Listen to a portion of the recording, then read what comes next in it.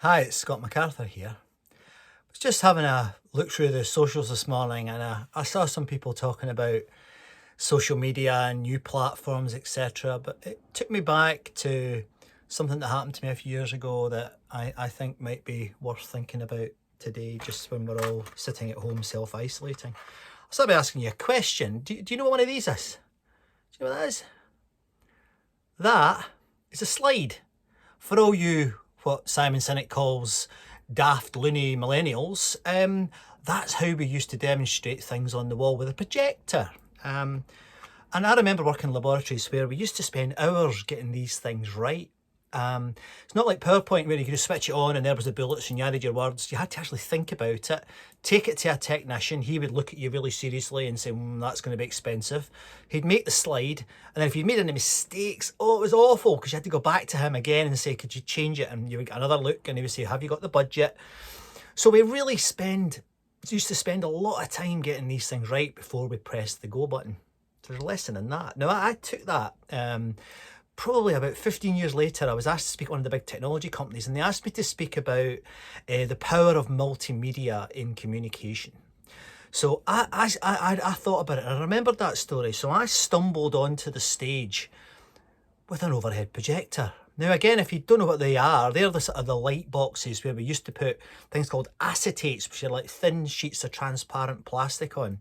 We'd draw on them, or we'd have printed on them what we wanted to present, and you present it up onto a mirror, which would then push it onto the wall. And I started to present to these 1,000 techie heads. Now they were all into what was called Yammer, and IBM people were in the room. There was even people there from NASA.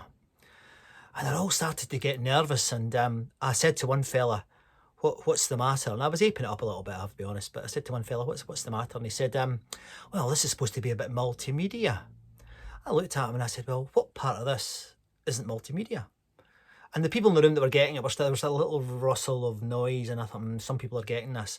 But I took the acetates, and there were the types with the cardboard around them, and I started to throw them into the audience, and I said, write some feedback on those and give me them back, please. Now, the room finally got it. I pressed the button, on came my Prezi behind me, which is the presentation technique I use, and the room got it. It doesn't matter if it's new or if it's old in terms of technology. What matters is, does it work? And in these days where we're unfortunately having to self-isolate and we're worrying about keeping in contact with people, just give you a tip from the past that might just be worth thinking about.